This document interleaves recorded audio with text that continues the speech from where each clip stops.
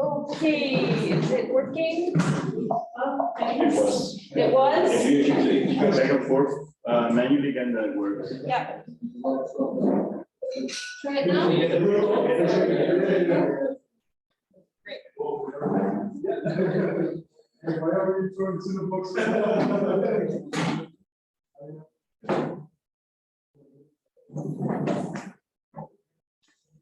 Very good.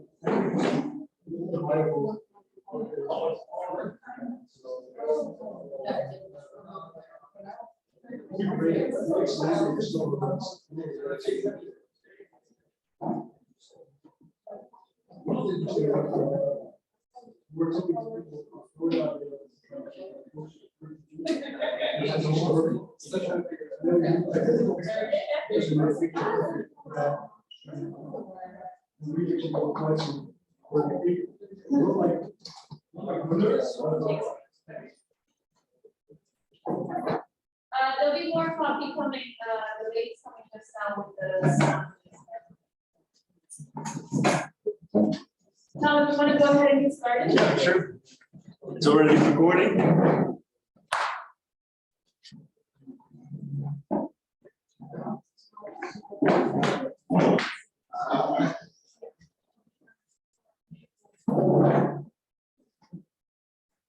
All right.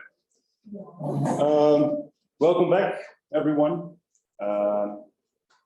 Alvin, thanks for the nice presentations about everything else but culture. And now I've got some time to talk about just culture. So the culture of Diadema from larvae to juveniles. I'm also working for the University of Applied Sciences from Larenstein.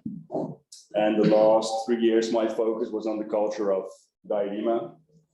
The first 2 years were in the Netherlands. And now since the year I've been here on Saba, trying to repeat the process and get more data on settlement and other interesting things. So here on the left, we see a very nice zoom picture of a very well-developed larvae. It's about half a millimeter big. The arms can be quite long, a couple of millimeters. And in the middle, we see some grazing juveniles in the lab in Leeuwarden. And on the right, we see what we would like to see, which is a lot of diadema on the natural reefs in the end. So to come back to what Elwin already talked about, is that there are several restoration methods for diadema. Most of those methods are dependent on natural larvae supply in the water. So that's your translocation, your settler collections, and your assisted natural recovery. If you don't have a natural larval supply or a natural source population of which you can take diadema from, the option you're left with is the culture of diadema. So actually culturing them from gametes to juveniles. So that culture is what I will talk about today. And here on the right, we see, I've got this presentation filled with baby diadema pictures. So here we've got a small larvae of about a millimeter big, where you can just see that the spines start developing, you see the tissue around it. And you can see the arm of the larvae on the picture. So the funny looking spine is not the spine, but it's actually still the larval arm, which the tissue is being reabsorbed into the urchin body. And then it will grow out into a nice big black urchin in the end, hopefully. So already touched it a bit, but why would you want to culture diadema? And one is for restocking. So if you get a setup where you can culture them on a large scale with a high outputs, you could eventually restock the reefs with cultured urchins. One of the main benefits is you're not dependent on the natural reproductive cycle of diadema. So you don't have the seasonality which you have with natural supply. You can culture on places where there's not even diadema. We've cultured them in Leeuwarden in the Netherlands. It's kind of cold there. It's not in the Caribbean, so they don't naturally occur there. But if you have a source population, we just bought them from an importer. They came from Cuba, but you're able to culture them. One of the reasons why the recovery is lacking is that larval phase. And we know very little about that larval phase. We know that they're out there in the ocean floating around for weeks. But how they developed, how quickly they developed, we only know that from that rearing. It's also the next step where you can see what influences the settlement and maybe even the post-settlement survival of this diadema can be studied much better if you have control over their life cycle and can actually culture them in the laboratory. And the last point is something I just added these last couple of weeks, but it's already been mentioned, or it was a question by Marijn in the last presentation. If you still have a couple of survivors after the die-off we are witnessing now, maybe they are more resistant. So what if you take them as a source population and culture them? That might even, you may be able to create a more resistant population to hopefully have no die-offs in the foreseeable future. So I use the same picture here as Elwin used and made, which I really like. So here we see the life cycle of diadema, where you have the adults that spawn, fertilization takes place in the water column.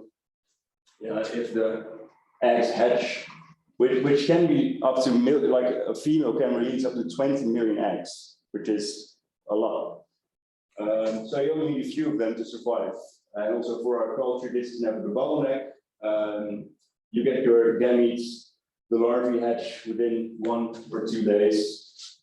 The larval phase is quite long, especially if you compare them to other sea urchin species, in which it's on average about 2 weeks, 20 days, where you need to keep them in culture. For diadema, it's at least 35 days, but even as long as 90 days, where you have to keep them before they are able to settle. So the larvae go through quite a big change, where for those 35 to 90 days, they're in the water column floating around. And at a certain point, they need to settle. So they need to find a substrate to attach themselves on, and then go through a metamorphosis where the urchin itself doesn't look anything like the larvae. And after that, hopefully you have a lot of survival, where the juveniles can reproduce within 1 year. So they grow to 3 to 4 centimeters test size within 1 year, and then they're old enough to reproduce themselves again, and the loop continues.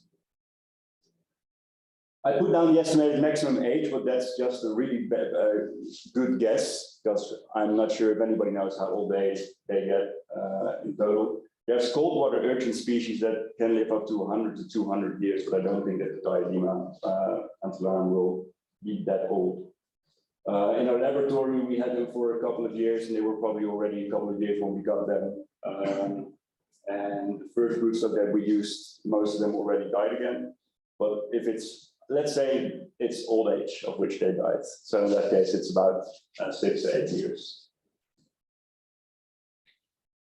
So to start, I will first go through this life cycle of the Diadema and the part of the culture that we know. I will touch upon some of the culture methods which have been tried before after that, and then I will go into more detail about the culture method that I developed. But before I wanted to talk about the culture method itself, I thought it was important to start talking about other important factors considering when you're considering to culture Diadema. So to start, we have to start with the broodstock, because you need adult animals to get the gametes. In the case of Leeuwarden, we bought animals which were meant for the aquarium industry, so you can just buy them. We requested big urchins. It took a couple of shipments before they actually survived, because they sometimes cut their spines to save on shipping, and after we treated them with antibiotics, they survived. They did very well, and we had many successful culture runs with them. But of course, here on Saba and another place, if you want to culture them in the Caribbean or near a location where you still have adults, you can take a couple of adults out of their habitat to either keep them as your broodstock in a separate tank, or if your population is close by and you have enough, you can just get urchins, get them to spawn and collect their gametes. From the outside, it's very hard to see if you have a male or a female. So we only find out after they spawn, so after they release either their egg or sperm, then we know if it's a male or a female. But from the outside, it's almost impossible, or if somebody knows how, please tell me, but it's impossible to see what we have. In general, you have a 50-50% male-female. If you want to start up a broodstock tank of 500 liters will hold a population of about 10 animals, which should be enough to continuously provide you with gametes throughout the year. If you want to spawn and culture them throughout the year, it's best to keep them at a constant temperature, because it seems that the seasonality and also the temperature of the ocean also affects their reproductive season. So if you can keep them at a constant temperature, in Leeuwarden we would have them at 25 degrees in a constant light regime. You kind of fool them in the fact that there is no season and they just eat, they make their gametes, and you can get them to spawn. A last point I do want to mention, if at a certain point large-scale culture would be possible, you of course have to think about genetic diversity as well. So here on Saba, if we culture the Diadema, we want to use urchins from a local population and not from somewhere else, and you want to use as many animals as possible to keep the animals that you're producing as diverse as well. Although a note on that is that we don't even know what the source population of Saba is. It could be that our source larvae come from another island and drifts along with the drifts. So those are all still many factors which are quite unknown. So spawning can be done on different ways with sea urchins. You can break open the urchins, remove the gametes, add the sperm to the eggs, and you can have your fertilized eggs.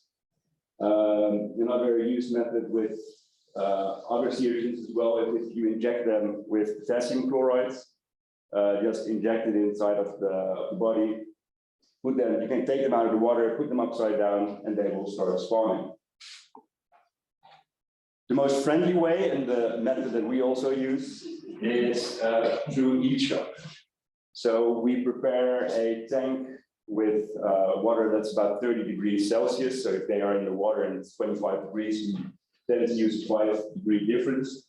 You put them in a tank with warm water, and within about half an hour, they tend to release their gametes.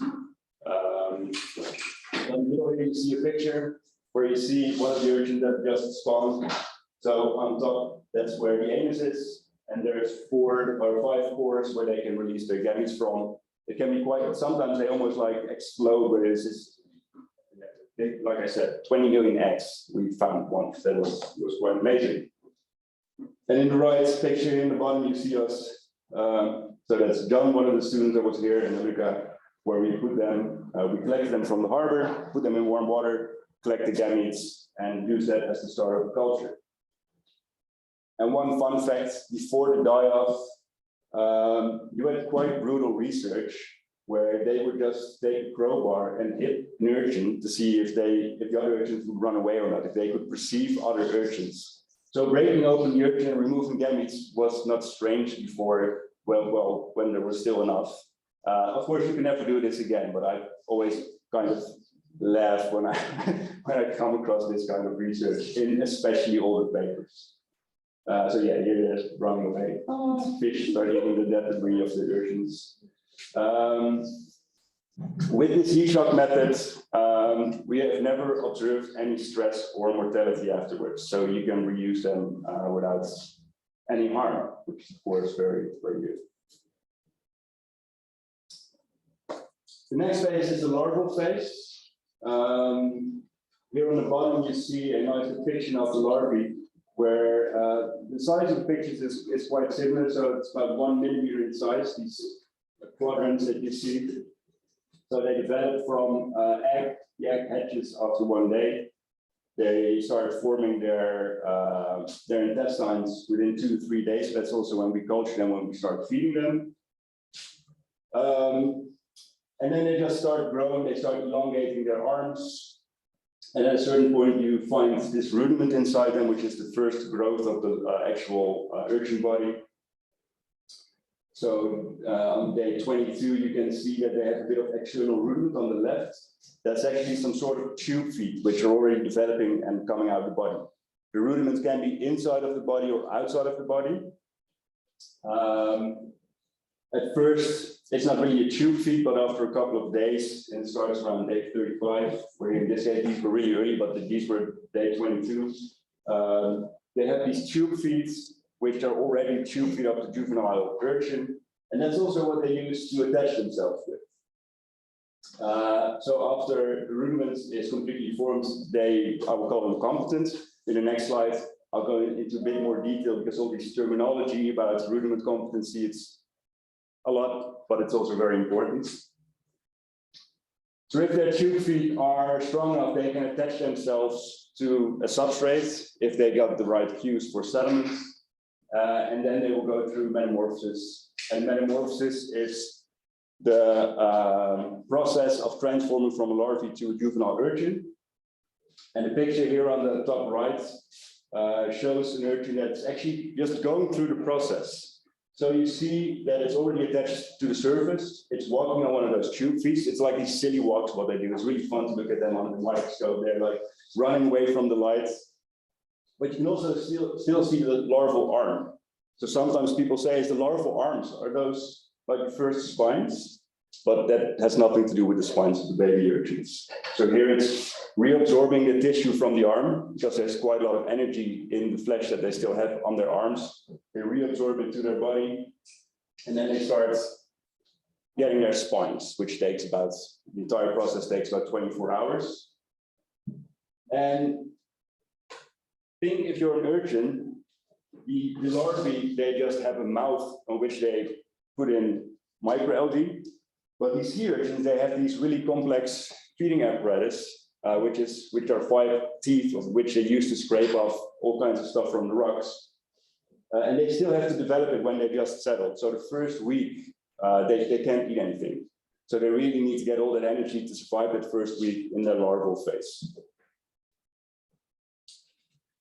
So some more pictures here about competency. So at the end of the culture, let's say between 35 days and up to 90 days, we want to see if the larvae are ready to settle and go to metamorphosis.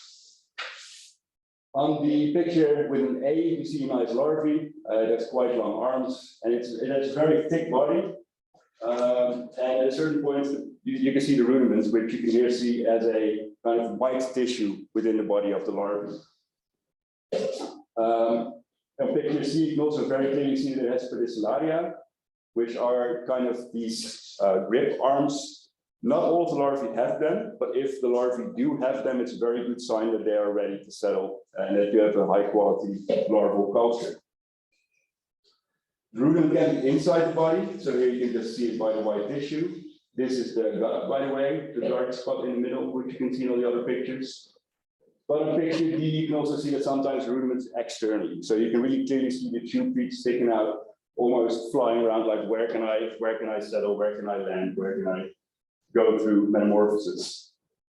And then finally in the picture F, you see the small settled urchin, which went through metamorphosis and has some very small spines already. Yeah, so what we do, we look throughout the culture, we take a very good look at the larvae. How do they develop? How do they look? How big is their rudiments? And are they ready to settle or not? And then we select the competent larvae and use them for settlement experiments or just for generally culturing as many settlers and juveniles as possible. It would be nice if they're all competent at the same time, but that's of course not the case. So on the left, there's the competency percentage and also the settlement percentages of larval culture that we had. So we started these experiments at 35 days post-fertilization, so after we spawned.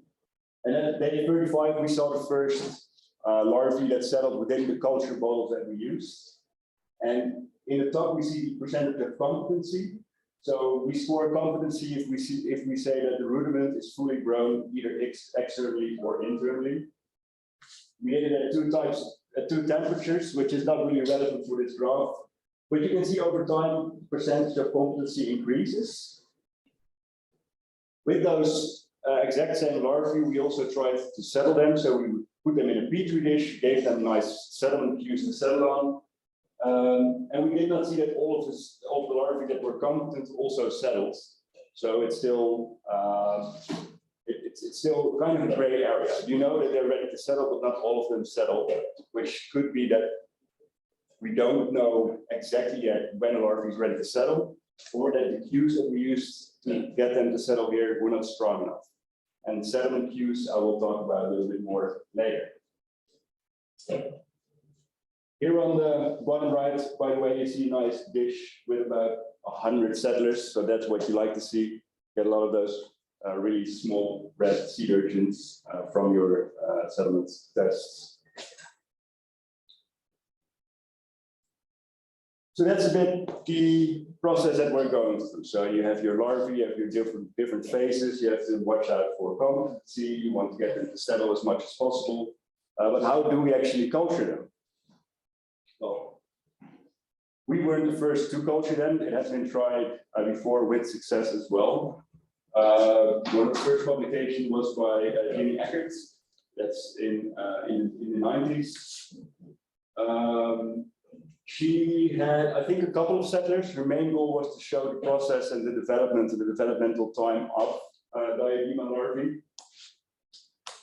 But there have been more papers. This is a paper by Idrissi where they culture Diadema in conical tanks, larger tanks. They don't really describe that well how they were cultured, but they used the larvae to see how fast Diadema grow. So not the larvae, but the Diadema themselves. There's a nice report from 2009 where they also done quite a lot of experiments on larval culture with Diadema, as we have been doing in Leeuwarden and here on Saba, where they also cultured, I think it's about 1,500 competent larvae, but they will probably had a couple of hundred settlers as well, but it's not really clear from their reports. And very recently, A nice report by Pilnik et al. On a larger scale system, a system with half chrysalis where they want to develop a system where you can culture the diadema larvae on a really large scale, like produce thousands, hundreds of thousands of juveniles. Yeah, so these are the papers, and what I want to start with is why is it so hard and what do you need to culture diadema? And one of the most crucial parts is water movements. The larvae themselves are negatively buoyant, which means they sink to the bottom. And of other species, larvae can sometimes swim or they can determine on what part of the water column they want to be. And larvae of diadema, they cannot. So they'll just sink to the bottom. They can move around a little bit. They can. They have some flagella on their arms, which they mainly use to get water current towards their gut, so they can keep microalgae from the waters. So one of the tasks that you need to do if you want to culture diadema is keep the water in movements. Make sure that there's some type of current, so that the larvae don't sink. But you also don't want to inflict mechanical damage to the larvae if they hit anything, or if they're touched by water bubbles. They get damaged pretty quickly. So the options that you have are pumps for water movements. You can use a pump, but you don't want the larvae to be sucked up in the pump, so you need a division between your culture vessel and the pump. So you need filtration systems with that. It could work, but it's kind of high-tech and difficult. Another often used method is an airlift, where you use water bubbles to go up, which lifts water and creates a natural current in that way. But like I said, it seems that water or the air bubbles tend to damage the larvae, especially the larger larvae of about 20 days and older, when they really get their long arms and they go to the face of their trumpets. You see that their arms start to break off, or they get some other types of damage or strange types of growth, which you don't see in other systems. And the other option is just to move the vessel themselves. So move the vessel in which the larvae are in. So it can either be a rotor bowl or a table where you gently shake them. And that's the method I will be talking about in more detail later in the presentation. So when we first started in Leeuwarden, we started working on these chrysal tanks, which is like a jellyfish tank. It's a circular motion, and you can do it either with air or with water. We started with water, but we needed to put so much pressure on the system that the filters could not get rid of the water we would be pumping in, so it would overflow. So we either would overflow the system, or the larvae would still sink to the bottom. So that was, unfortunately, not successful. We tried to create an airlift system in this system as well, but there were still some dead spots, and the larvae did not develop that well. This is from the paper I just talked about from Pilnik from 2001, where they have these very nice half chrysal design. So a chrysal is a round tank. This tank is round for half parts, and they have an airlift system in the straight parts. And they pulse aerate. So they do aerate in this part, water goes up, and then you get this current over here. It's also being recirculated and treated, so you get really clean water. And this seems to work quite well with ups and downs, but this is for a large scale, very nice system which would work. An older paper, and it's also where Jimmy Eckert, so the first who published about it, cultured in, is pedal wheel. So this is a nice do-it-yourself project if you feel like you're up to it. But they actually use coat hangers to create pedals within the bubbles, and this entire structure on top would just be moved like this with a small motor, and you would just get it gently pedaling within the water.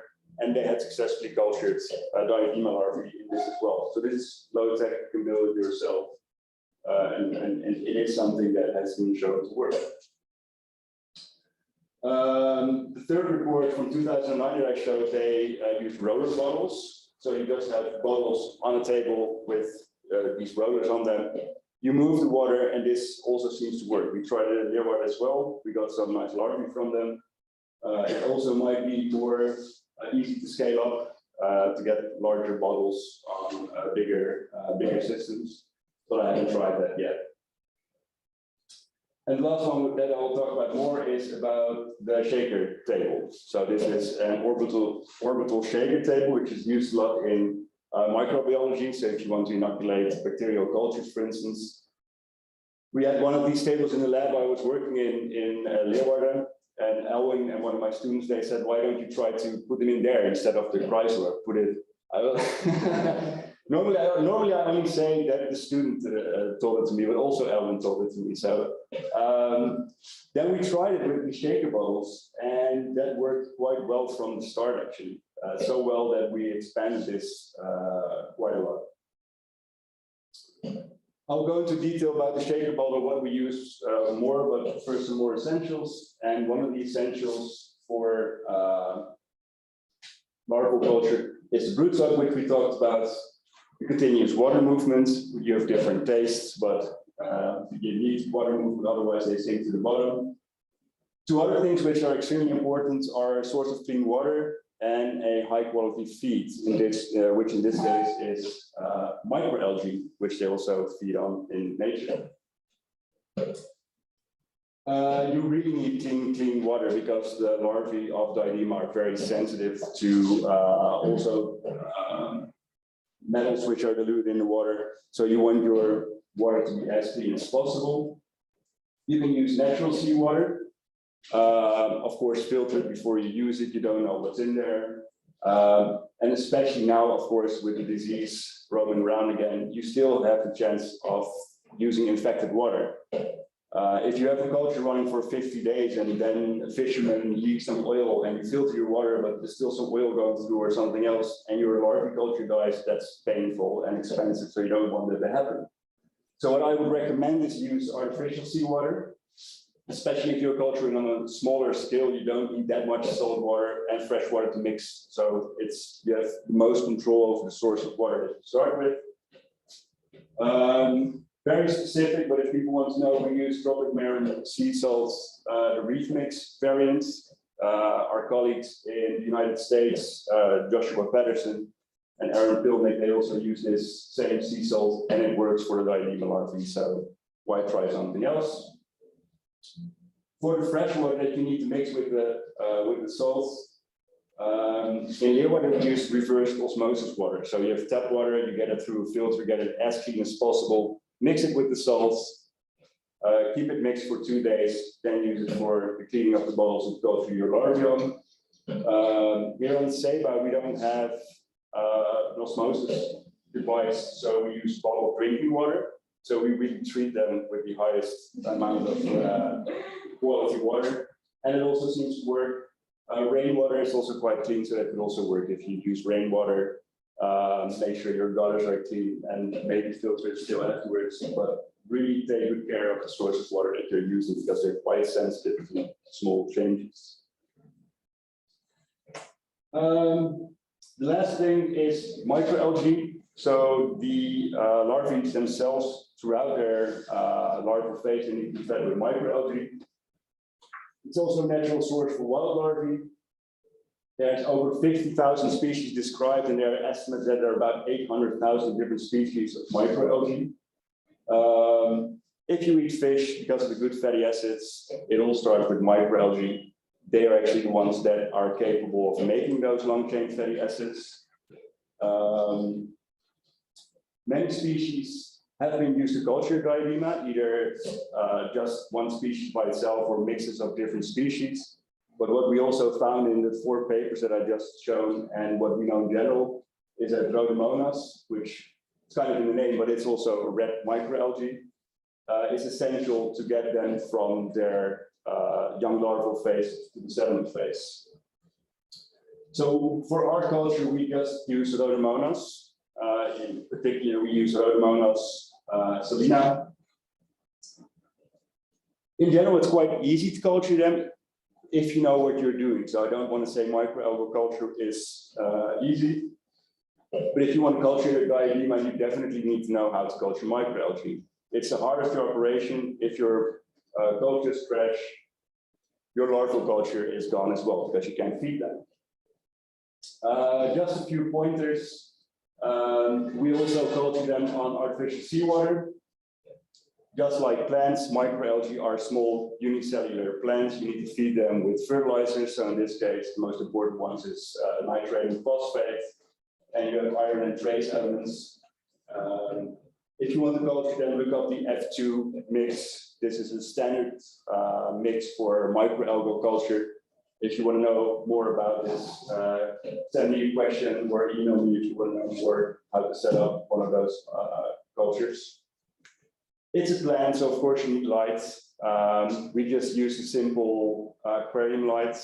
We once made a mistake when VHL, the university, was replacing all their fluorescent tubes with LED tubes. That I said, oh yeah, you can change them in my setup. We're going to save on costs. But there was no energy in the output. I mean, we can still see light, but you still need high energy output lights because otherwise the algae don't grow, so don't make the same mistake.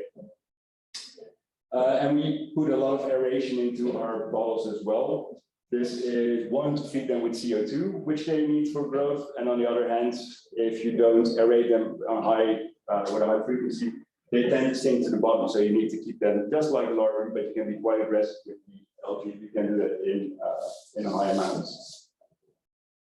Then before feeding, you need to know how many algae you have, so you can look at the bottle and see how dark it is, which works surprisingly well. But if you want to do it more scientifically and precise, you can count them on these hematocitometers, where you get this grid. And if you count the amount of algae and you know the volume that goes in one of those counter chambers, you can actually calculate how many algae you have in your culture and how much you want to feed to your larvae. And I'll get to some numbers about microalgal feeding later on. And also for the workshop, for the people who are here, Kai will also talk about the microalgae today. So if you have questions about culture, you can also answer them for the people who are here in the room. So what you need is rootstock, continuous water movement for your larvae, clean water, and high quality feed in the form of microalgae, especially at our mountains. How did we get to this culture and where are we now? So we started with culture in late 2019. We bought these nice systems with chrysal tanks. We set them up. We got broodstock. We had some initial problems with getting our broodstock to spawn, but that was solved after about half a year as well. If you get them in your system, they're stressed. They need to adapt to the change. You need to give them the right food. They need to feel well before they start spawning. And early 2020, we went to the University of Florida. That was Joshua Patterson and Aaron Pilnick, which I already mentioned, which were very kind to teach us everything about the culture, because they've been working on it for 2 years by then already. They got a lot of information from Martin Skip Moe, which is really famous in the Diadema culture. He has entire basement full with tanks just to try to culture Diadema, so true hero. And what they told us was what I'm telling you now. You need good water quality, you need the right feed, you need water movement, but they also showed very practical stuff like how do you count your larvae, how do the larvae look like. So we really got a very giant head start by visiting them. They gave us a lot of information within the week, so I would really like to thank them for working together, and we still work very closely together. If we find something, we let each other know almost directly. So I really appreciate the cooperation.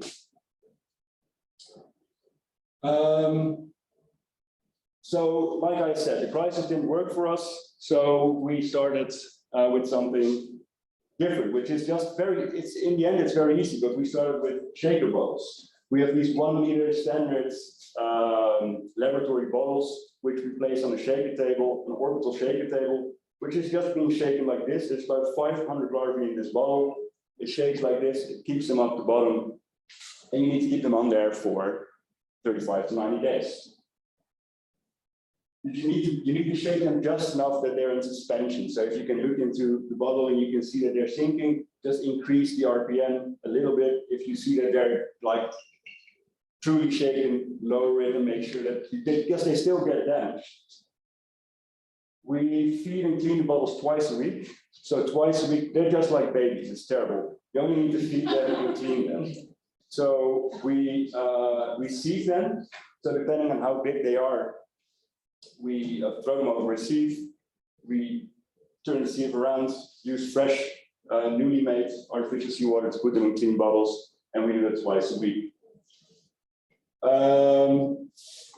If you're doing well, after about 30 to 40 days, you get your first competent larvae, and then you can think about settlements.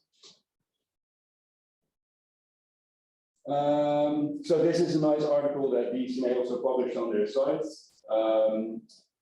In Leeuwarden, we were so successful that we had hundreds of juveniles.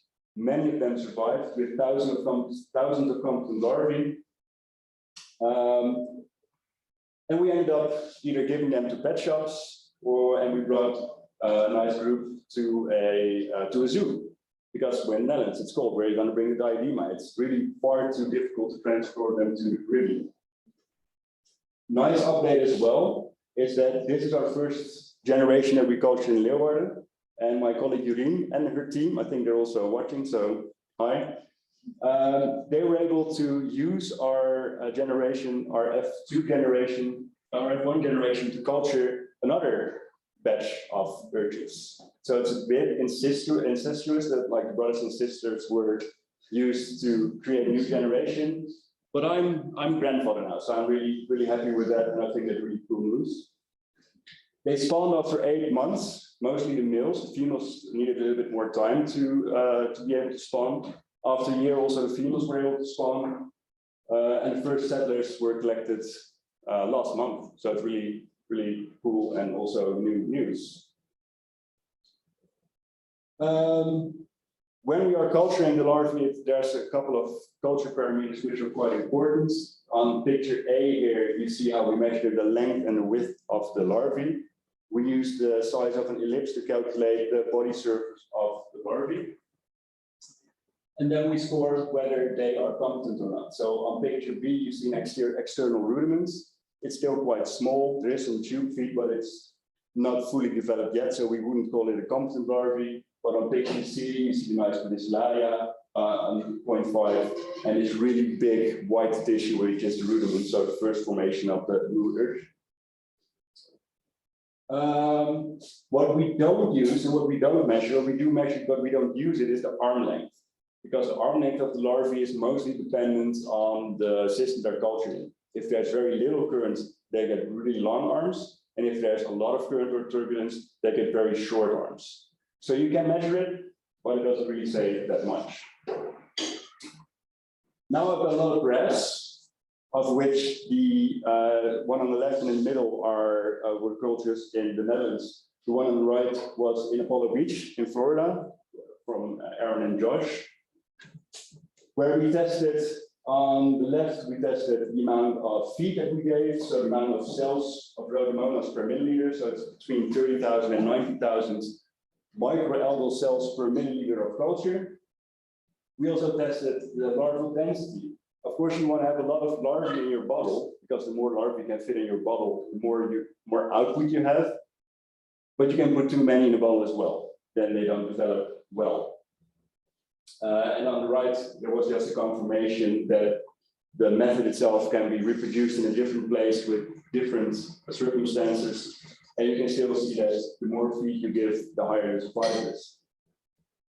I'm not going to describe them, I'm just going to summarize what we see. So in general, the optimal larval density you can use in a bottle is about 0.5 to 0.1 larvae per milliliter, which means that in a bottle of 500 milliliters, you can hold about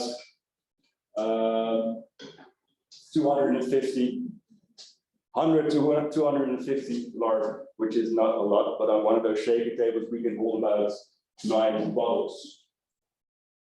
We tested different temperatures between 25 degrees and 28 degrees. We didn't see any difference. So if you stay within that range, that's fine. And we now start feeding with lower density. So we start from day 3 to day 11 with 15,000 microalgal cells per milliliter. And we slowly crank that up to 60,000. So the larger, the bigger they are, the more they feed, of course. You can try to optimize it even further by mixing in different species of algae, but Rhodomonas works perfectly, so we just use Rhodomonas. How much time do I have left, Dalia? Do you know? We're supposed to be done. Oh, nice. No, that's fine. Okay, so salty. The next success was here on Saba. So in June we moved to Saba. We got the entire setup over here because it was nice that we could culture them in Leeuwarden, but now we also were able to do that on Saba. So another DCNA news bulletin. We had a lot of trouble with getting the right temperature in the lab at first. We once overfed our cultures. We fed them with 150,000 cells of microalgae on accident. Don't do that, they don't like it. So we crashed a culture that was going really well of 50 days. My heart's still sore from that moment.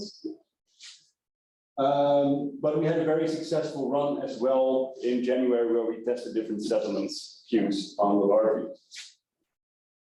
So here we see a setup on the bottom left. We see all kind of petri dishes, which we use one of those coral trees to put the petri dishes in and leave them for a different time. I already talked about biofilm. So we let the biofilm develop of 1 week, 2 weeks, 4 weeks, 6 weeks, and compare that to the settlement rate of the diadema.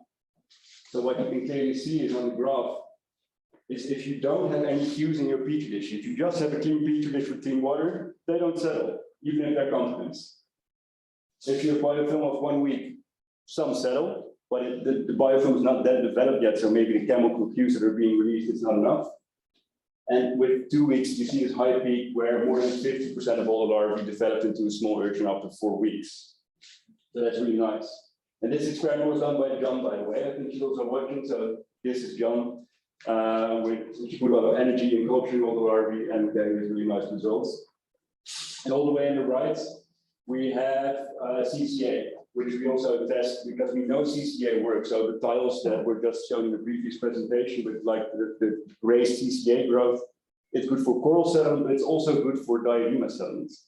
So you really want to get that machine working again by getting a nice bare substrate with CCA. And to get back to the bioballs of Elwin, you want to have the fresh layer of biofilm. And the later biofilm, it still worked, but the urchins, they died sooner because there seems to be some interaction as well. What do we need to do now? We need to upscale, increase early settlement survival, and develop a rearing techniques that's, you want to have as strong urchins as possible.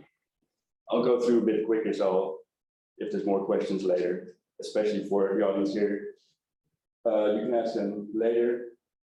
This is a very nice picture from Aaron Pilnick, where you can see how this could look like. So you have a wild population, you use them with rootstock, you culture them, you get them to cell, you grow them out to perfect size, and you put them back on the reef. And this is a nice system that eventually is something you would like on places where you want to restore diadema.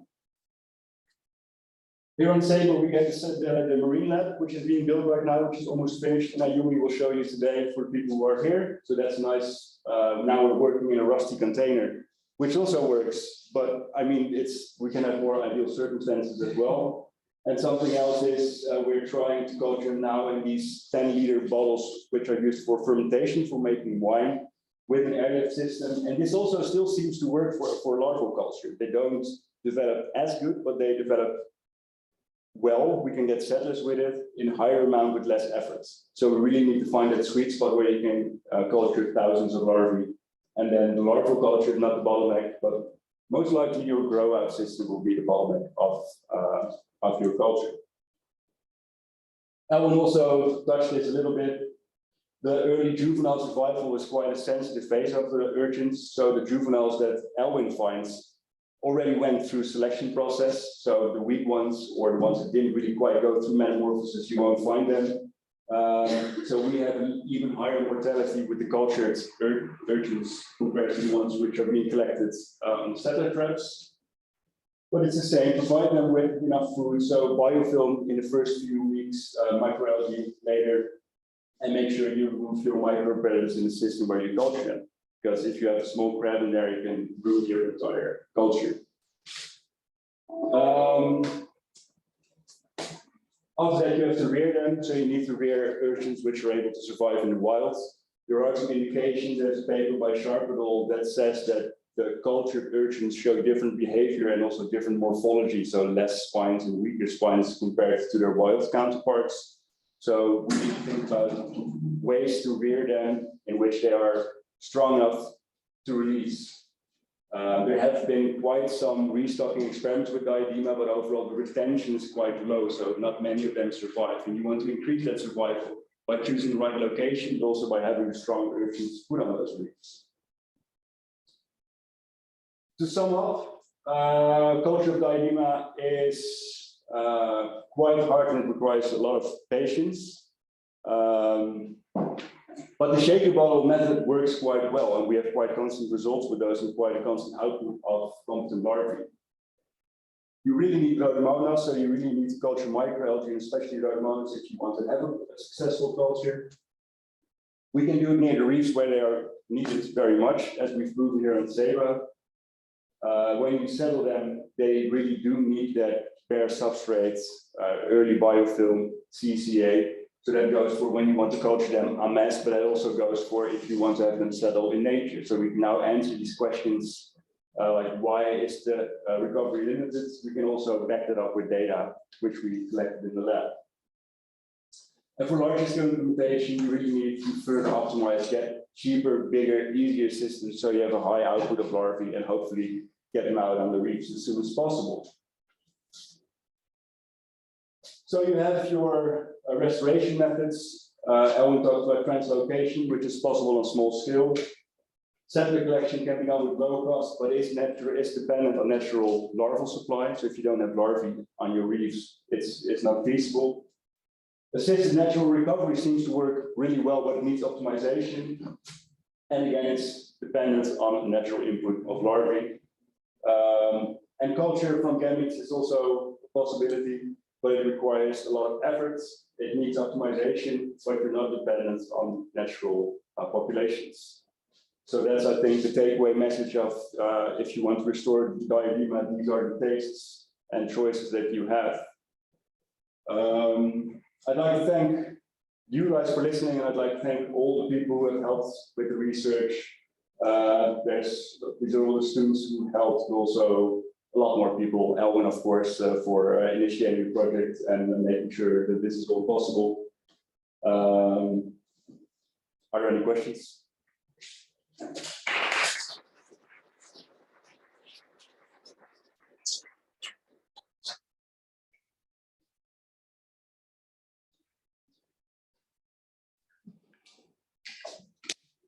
There's some questions from over here if you like. Yeah, sure. There's one from James. Thanks for the great presentation. You may have said this, but wondering about the gamete retrieval process. What is the survival rate of the adult urchins exposed to the heat shock method? Yeah, good question. So the question is, what's the survivability of the adult urchins when we give them that heat shock method to get the gametes? And it's on the screen, maybe you can see it. And yeah, it's a good question. And the survivability is really high. We've never seen any stress or mortality after we spawn them. So yeah, if you have a limited population, this is a very friendly method to get them to spawn. What I do like to add is that they don't always spawn. So we have moments where a portion of the population doesn't spawn. And we have intervals, if it doesn't work, of about 2 to 3 weeks, of which we give them a resting period before we try again. So if they spawn and the spawn was unsuccessful, we don't directly spawn again to give them some time to recuperate as well. Nice. Okay, any other questions from here? No? Oh, wait, there might be another one. And Aaron is there too, so that's nice. Hey, Aaron. Oh, yeah, that's Thanks about a lot. it for questions. I'm gonna continue now. So, housekeeping, before we move on to lunch. I need to know from people, How many here need to have a COVID test before you go back to your country? Island, whatever. Maybe One. that into some people. Sorry? Maybe just think of some people that should- Oh, sorry. Thank you, Zoom. We're gonna stop the, we're gonna stop the presentation now. Thanks, everyone. Bye.